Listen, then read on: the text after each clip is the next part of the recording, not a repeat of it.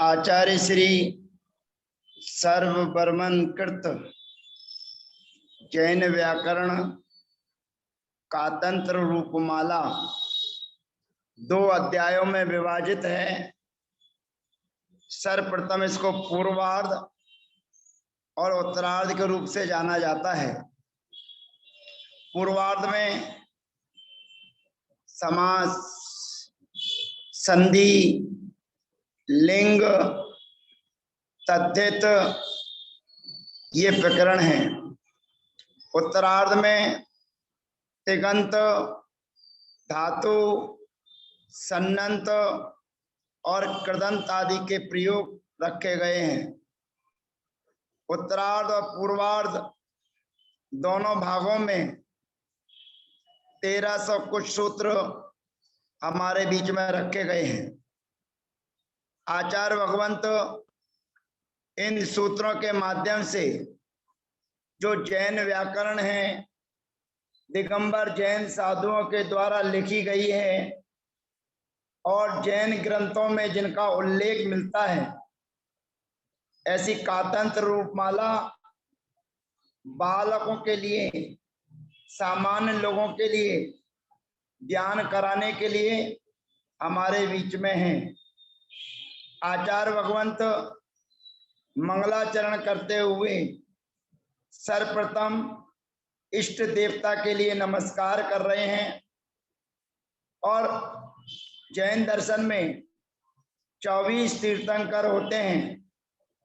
24 तीर्थंकरों में अंतिम तीर्थंकर भगवान महावीर स्वामी को अपना आराध्य मानते हुए आचार्य भगवंत उन्हें नमस्कार कर रहे हैं। नमस्कार करते हुए आचार्य भगवंत अपनी भावनाएं व्यक्त कर रहे हैं कि मैं आपको जो नमस्कार कर रहा हूं, उस नमस्कार का हेतु क्या है, ऐसा क्या कारण है कि ये जैन व्याकरण को मैं लिख रहा हूं। सर्वप्रथम मंगलाचरण में अंतिम शासन नायक भगवान महावीर स्वामी के श्री चरणों में अपना नमस्कार रखते हुए आचार्य भगवंत संकल्पित हो रहे हैं। वीरम प्रणम्य सर्वज्ञम विनष्टा शेष दोषकम कातंत्र रूप मालेयम बाल बोधाय कथ्यते। ये ग्रंथ जो यहाँ पर हमारे और आपके बीच में लिखा गया है, दर्शाया जा रहा है। इस ग्रंथ में आचार्य भगवंत नमस्कार कर रहे हैं और जिनको नमस्कार कर रहे हैं उनमें क्या क्या विशेषताएं ये यहाँ पर दर्शा रहे हैं। सर्वप्रथम विनष्ट अशेष दोषकम, जिनके संपूर्ण दोष विनष्ट माने नष्ट हो गए हैं, ऐसे सर्वज्ञम जो तीनों कालों की बात चराचर स्पष्ट जानते हैं, ऐसे वीरम वीर भगवान को प्रणम्य नमस्कार करके इयम कातंत्र रूपमाला, यह कातंत्र रूपमाला नामक ग्रंथ को बाल बोधाय, बालकों को ज्ञान कराने के लिए, अर्थात सामान्य जीवों को बोध कराने के लिए कथ्यते कही जाती है। यहाँ पर विचार करना है। यहाँ पर वीरम ये द्वितीय विभक्ति है। प्रणम यहाँ पर इक्वा प्रत्यय करने के बाद में लेप प्रत्यय हुआ है और सर्वज्ञम भी ये द्वितीय विभक्ति है। विनष्ट अशेष दोषकम यह भी द्वितीय विभक्ति है और यहाँ पर विनष्ट और अशेष यहाँ पर समाना सवर्णे दीर्घी भवती परस्य लोपम सूत्र के माध्यम से संधि हुई है। तो यहाँ पर तीनों के तीनों जो शब्द आए हुए हैं, वीरम, सर्वज्ञम विनष्टा शेष दोषकम, ये तीनों पद कर्म हैं। तो कर्म होने के कारण इनमें द्वितीय विभक्ति दर्शाई गई है। और ये प्रणम ये क्रिया रूप है, नमस्कार करके। तो यहाँ पर नमस्कार करने के बाद इयम, ये इदम शब्द का इयम स्त्रीलिंग में बनता है। इदम माने यह है, और स्त्रीलिंग में बनेगा इयम। तो यह कातंत्र रूप माला। तो ये कातंत्र रूप माला जो ग्रंथ है, माला शब्द स्त्रीलिंग है, इसलिए इयम शब्द का प्रयोग किया गया है। बाल बोधाय, बालकस्य बोधाय, बाल बोधाय, बालानाम बोधाय, बाल बोधाय, अर्थात बालकों को बोध माने ज्ञान कराने के लिए ये चतुर्थी विभक्ति है। चतुर्थी विभक्ति में बोधाय प्रयोग बनता है। तो बालकों को बोध कराने के लिए यह कातंत्र रूपमाला कथ्यते कही जाती है। यह कथ्यते ये कर्मवाच्य का प्रयोग है, और कर्मवाच्य का प्रयोग होने के कारण इयम कातंत्र रूपमाला ये प्रथमा विभक्ति है, क्योंकि कर्मवाच्य में कर्म में प्रथमा विभक्ति होती है। तो ये कातंत्र रूपमाला, इयम कातंत्र रूपमाला कथ्यते, मया कथ्यते, मेरे द्वारा बालकों को ज्ञान कराने के लिए यह व्याकरण कही जाती है। यह व्याकरण जो कही गई है, इसमें बाल शब्द आया है। बाल शब्द का मतलब होता है, एक तो वह बाल शब्द जो व्याकरण को नहीं जानता है, एक वह बाल जो उम्र में छोटा है। और आचार्य भगवंतों ने बताया है कि जो जिस चीज को नहीं जानता है वो उस विषय में बालक है, अर्थात उम्र की अपेक्षा से बालक, ज्ञान की अपेक्षा से बालक, या जो जिस विषय को नहीं जानता है वह उस विषय में बालक कहलाता है। तो यहाँ पर जो बाल बोधाय कथ्यते का मतलब है, यहाँ पर उम्र से बालक नहीं लेना है, यहाँ पर वह बालक लेना है जिसने कातंत्र रूपमाला को नहीं जाना है, अभी तक नहीं पढ़ा है। उस बालक के लिए वह बालक 20 साल का भी हो सकता है, 10 साल का भी हो सकता है, 40 साल का भी हो सकता है, 70 और 80 साल का भी हो सकता है। जो सर्वप्रथम कातंत्र रूपमाला का अध्ययन कर रहा है और प्रारंभ कर रहा है, सीख रहा है, उसको यहाँ पर बाल शब्द से संबोधन किया है। कैसे बाल बोधाय कथ्यते, बालकों को ज्ञान कराने के लिए यह कातंत्र रूपमाला कही जाती है। अब इस प्रकार से भगवान महावीर स्वामी को नमस्कार करके, क्योंकि जैन दर्शन में देव, शास्त्र, गुरु इन तीनों का महत्व है। जैन दर्शन में कभी किसी व्यक्ति विशेष को नमस्कार ना करके विशेष जिनमें गुण पाए जाते हैं उन्हीं को नमस्कार किया जाता है। और वीरम से भगवान महावीर स्वामी भी आ जाते हैं। और वीरम शब्द का अगर व्युत्पत्ति अर्थ करेंगे, अलग अलग अर्थ करेंगे, तो जो वीर हैं, जिन्होंने कर्मों को जीत लिया है, ऐसे आदिनाथ से लेकर भगवान महावीर तक या अनादिकाल की परंपरा में जितने भी तीर्थंकर हुए हैं, उन सभी के लिए हमारा नमस्कार हो। इस प्रकार से संकल्प लेते हुए अब आचार्य भगवंत जिनवाणी को नमस्कार कर रहे हैं। माँ जिनवाणी को नमस्कार करते हुए फिर संकल्पित हो रहे हैं कि मैं उस जिनवाणी के लिए नमस्कार कर रहा हूँ। अब जिनवाणी को नमस्कार कर रहा हूँ। जिनवाणी हमारी कैसी है? जो देव शास्त्र रत्न हमारे जैन दर्शन में बताए गए। तो सबसे पहले सच्चे देव को नमस्कार करने के बाद आचार्य भगवंत संकल्पित होते हैं कि मैं माँ जिनवाणी के लिए नमस्कार करता हूँ। और माँ जिनवाणी कैसी है? नमस्तस्यै सरस्वत्यै विमल ज्ञान मूर्तये विचित्रालोक यात्रेयम यत् प्रसादात् प्रवर्तते।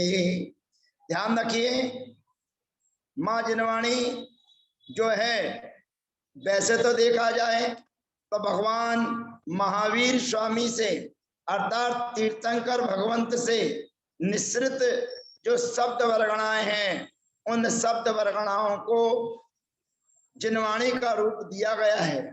वाणी माने होता है शब्द, और जिन माने जिनेन्द्र, अर्थात तीर्थंकर भगवंत जिन जैन दर्शन के सर्वमान्य सम्माननीय महापुरुष को जिन कहा गया है।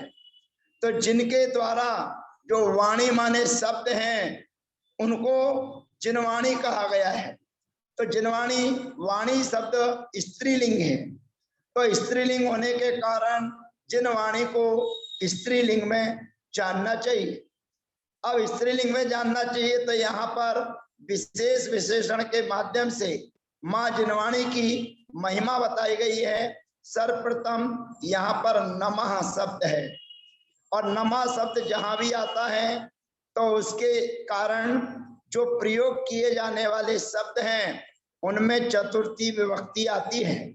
तो नमः ये चतुर्थी विभक्ति का प्रयोग है। यहाँ पर विसर्ग है, और विसर्ग को शकार आदेश हो गया है। ते थे वा सम, आगे आने वाला एक 97 नंबर का सूत्र है, उसके माध्यम से विसर्ग के स्थान पर शकार आदेश हो जाता है। तो यहाँ पर नमः ये अव्यय पद है, और इस अव्यय पद के कारण इसमें तस्यै ये चतुर्थी विभक्ति है, सरस्वत्यै यह चतुर्थी विभक्ति है, और विमल ज्ञान मूर्तये यह भी चतुर्थी विभक्ति है। अब तीनों विभक्तियों में चतुर्थी विभक्ति का प्रयोग करके जिनवाणी कैसी है, तो एक दूसरे का विशेषण बताते हुए सर्वप्रथम विमल ज्ञान मूर्तये, ये मूल में शब्द है मूर्ति। तो जो विमल माने निर्मल, जिसमें किसी भी प्रकार का मल नहीं। मल का मतलब होता है राग द्वेष, कसाय भाव, पक्षपात, ये जिसमें नहीं है उसको निर्मल बोलते हैं, विमल बोलते हैं। और विमल ज्ञान की जो मूर्ति है, अब मूर्ति में इकार शब्द है, अर्थात उसकी इदुत अग्नि से अग्नि संज्ञा होती है, और अग्नि संज्ञा होने के कारण चतुर्थी विभक्ति में ज्ञ विभक्ति आती है, और एक ज्ञ सूत्र है। उस ज्ञ सूत्र के माध्यम से ई के स्थान पर ए आदेश हो जाता है। ए अय सूत्र से अय आदेश होकर व्यंजन मस्वरम परवर्णम नए से मूर्तये शब्द निष्पन्न होता है। तो जो निर्मल ज्ञान की मूर्ति है, ऐसी सरस्वती, सरस्वती यह दीर्घ इकारांत शब्द है, इसकी नदी संज्ञा होती है। और जब नदी संज्ञा इसकी हो जाती है तो इसके सामने भी ज्ञ विभक्ति आती है, और ज्ञ विभक्ति आने के कारण नद्यः ऐ आ सा साम, यह जो सूत्र है उसके माध्यम से जो ज्ञ विभक्ति लेकर आए हैं, उस ज्ञ के स्थान पर ऐ आदेश होता है। और ऐ आदेश होने के कारण जो सरस्वती में ई है, उसकी इवर्णो या म सवर्णे नाचा परो लोप्य सूत्र के माध्यम से ई के स्थान पर या आदेश और व्यंजन मस्वरम परवर्णम नएत से शब्द बन जाता है सरस्वत्यैहि। अब यहाँ पर तस्यै ये भी शब्द है, ये सर्वनाम संज्ञक शब्द है। तैदादी नाम में इसका उल्लेख है, तो तैदादी शब्दों में तत्शब्द आया हुआ है। तत्शब्द का मतलब होता है वह। तो यहाँ पर स्त्रीलिंग वाची है, तो तद माने वह पुरुष भी हो सकता है, तद माने वह स्त्री भी हो सकती है, और तद माने वह नपुंसक भी हो सकता है। लेकिन यहाँ पर सरस्वती के लिए नमस्कार किया गया है, तो सरस्वती के लिए नमस्कार किए जाने के कारण तद शब्द है। उस तद शब्द से चतुर्थी विभक्ति के एक वचन में ज्ञ विभक्ति लेकर आएंगे। जब ज्ञ विभक्ति लेकर आए हैं तो यहाँ पर सूत्र है तैदादी नाम विभक्तौ, एक सूत्र है 172 नंबर का। उस सूत्र के माध्यम से तेज आदि जो शब्द होते हैं उनके अंतिम अक्षर को अकार आदेश होता है। अर्थात यहाँ पर तद शब्द है तो तद का जो दा है उसके स्थान पर अकार आदेश हो गया। अब यहाँ पर ता में भी आ है और दा के स्थान पर होना आ, इस प्रकार से डबल आ है। तो एक आ के सामने दूसरा आकार है तो एक सूत्र आगे आता है अकारे लोपम। उस अकारे लोपम सूत्र के माध्यम से जो ता में रहने वाला आ है उसका लोप हो जाता है और जो सामने वाला आ है वो ता में आकर जुड़ जाता है। और फिर यहाँ पर जो गे विभक्ति है तो सर्वनामना सस्वो ह्रस्वस्य, ऐसा सूत्र है कि सर्वनामना सर्वनाम संज्ञक जो श्रद्धा संज्ञक शब्द है, क्योंकि स्त्रीय मादा सूत्र के माध्यम से इसको स्त्रीलिंग शब्द बनाएंगे और ता शब्द बन जाने पर सर्वनामना सस्वो ह्रस्वस्तु ऐसा सूत्र है। उसके माध्यम से जो गे विभक्ति है उस गे विभक्ति के स्थान पर से ही आदेश हो जाएगा और जो पूर्व का दीर्घ पद है उसको ह्रस्व आदेश हो जाता है तो शब्द बन जाता है तस्य ही। अर्थात मैं उस सरस्वती देवी को नमस्कार करता हूं जो विमल ज्ञान मूर्त है, निर्मल ज्ञान की मूर्ति है, अर्थात जिसके अंदर राग द्वेष विषय कसायों का लवलेश मात्र भी नहीं है, ऐसी माँ जिनवाणी के लिए मैं नमस्कार करता हूं। और जिस जिनवाणी के लिए नमस्कार किया गया है वह जिनवाणी कैसी है, उसका प्रभाव क्या है, उसके प्रभाव से हमें क्या लाभ है, उसको नमस्कार किया है।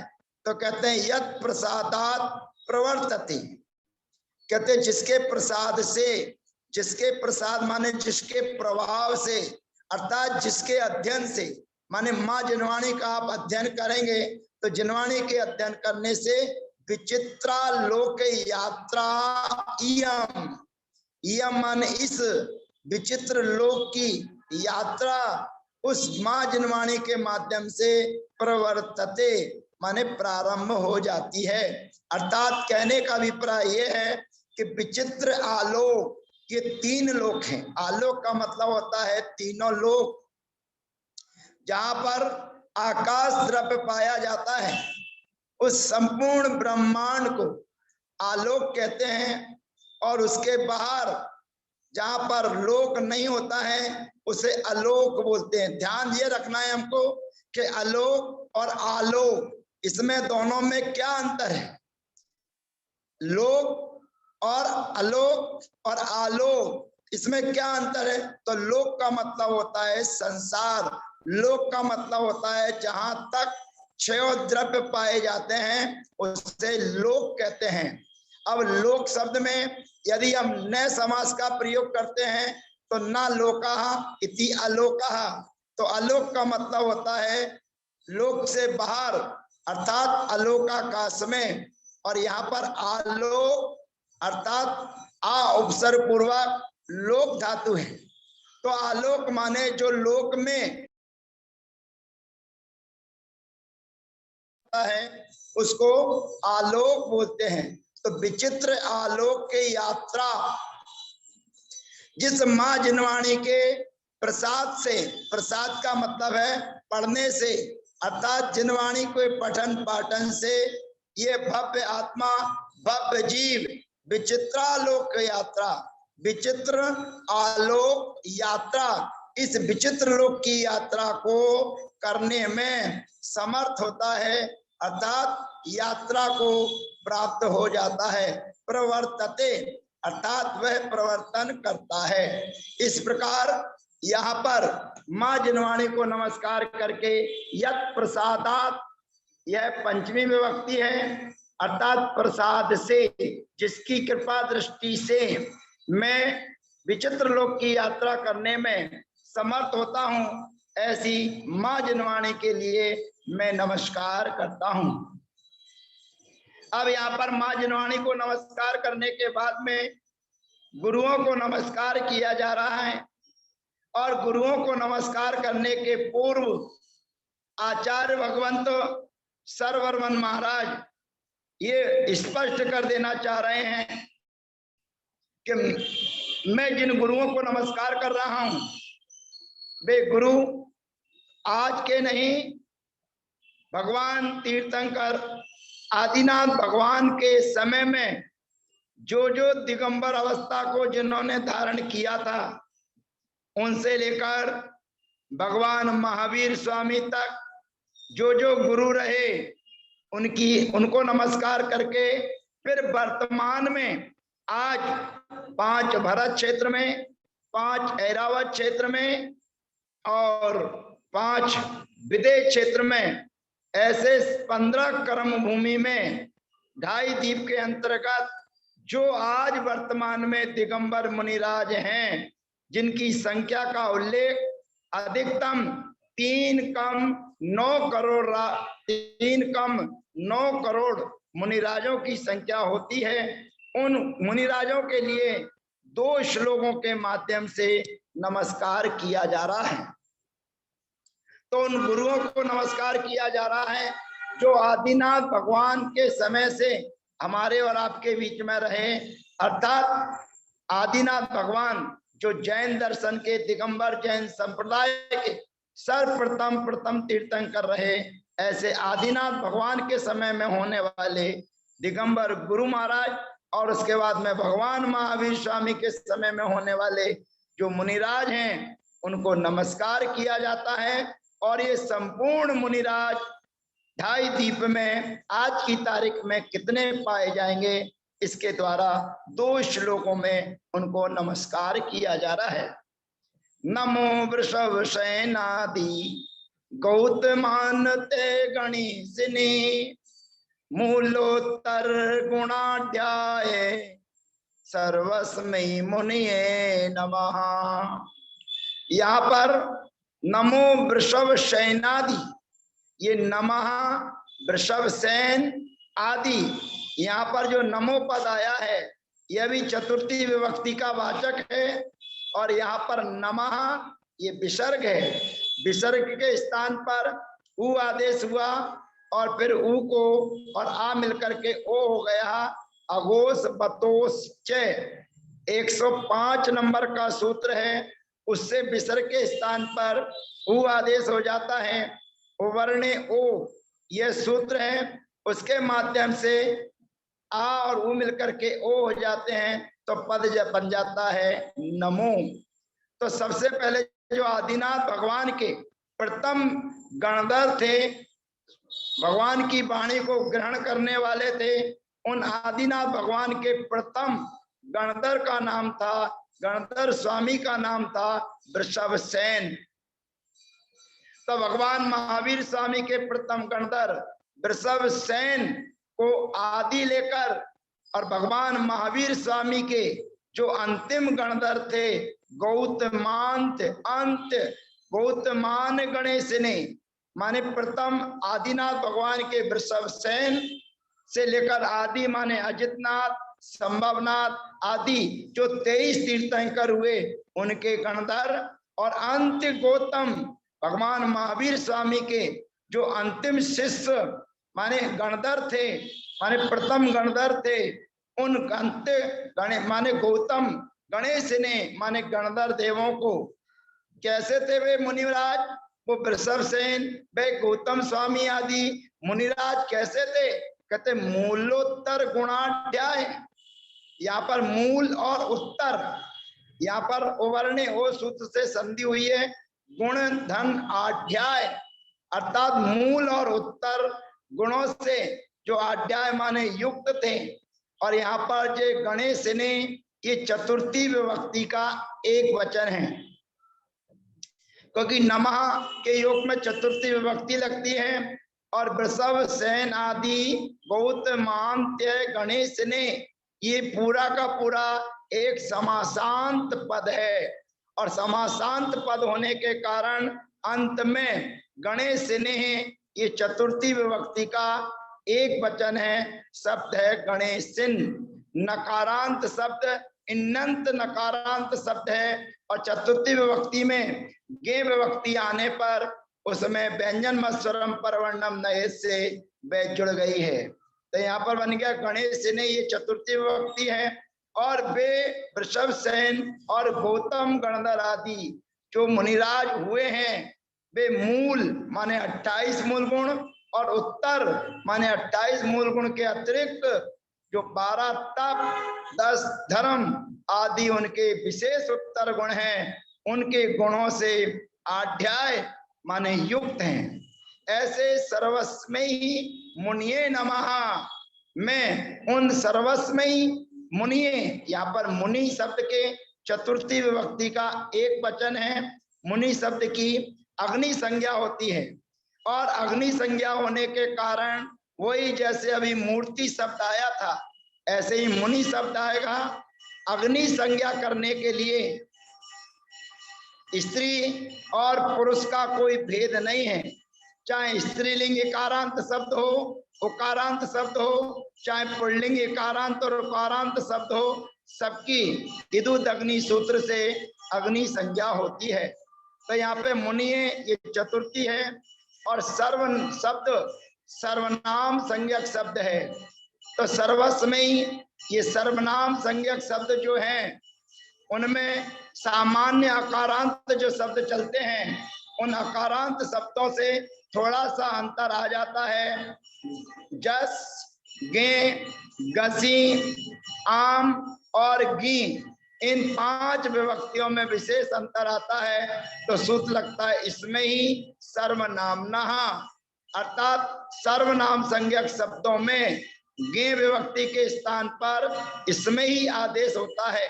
तो यहाँ पर मुनिये सर्वस्मय ही, उन सभी मुनिराजों के लिए मैं नमः माने नमस्कार करता हूँ, जो मूल और उत्तर गुणों से सहित हैं। आज मंगलाचरण के रूप में सच्चे देव को नमस्कार किया गया है, माँ जिनवाणी को नमस्कार किया गया है, और मुख्य मुनिराजों के नाम का उल्लेख करके नमस्कार किया गया है। शेष 2 जो मंगलाचरण के श्लोक और हैं, उनकी चर्चा हम अगले सत्र में आपके बीच में रखेंगे कि वे वृषभ सेन आदि और गौतमांत आदि जो मुनीश्वर हैं, जो भूतकाल में हो चुके हैं, उनके लिए नमस्कार है। अब वर्तमान काल में जो मुनिराज हैं, और उन मुनिराज को नमस्कार करने से क्या लाभ है, इसकी चर्चा अगले मंगलाचरण श्लोक नंबर 4 और 5 के माध्यम से हम अगले सत्र में आपके बीच में रखेंगे। तब तक के लिए हम आपसे आज्ञा लेते हैं, विदा होते हैं। वंदना, जय जिनेन्द्र।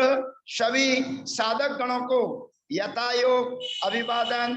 जो वंदनीय हैं, जो पूजनीय हैं, जो दिगंबर अवस्था को प्राप्त हैं, उनको ऐसे आचार्य भगवंत के श्री चरणों में श्री सिद्ध भक्ति, श्रुत भक्ति और आचार्य भक्ति सहित सतसह नमस्कार करता हूं। और जो उपाध्याय परमेष्ठी हैं, उनको सिद्ध भक्ति और श्रुत भक्ति सहित नमस्कार करता हूं। और जो दिगंबर मुनिराज हैं, उनके श्री चरणों में सिद्ध भक्ति सहित सतसह प्रणाम करता हूं। ऐसे देव शास्त्र गुरु के श्री चरणों में नमस्कार करते हुए का तंत्र रूपमाला की व्याख्या मेरे द्वारा आपके बीच में रखी जा रही है। तो अगले सत्र तक के लिए आज्ञा दीजिए। जय जिनेन्द्र।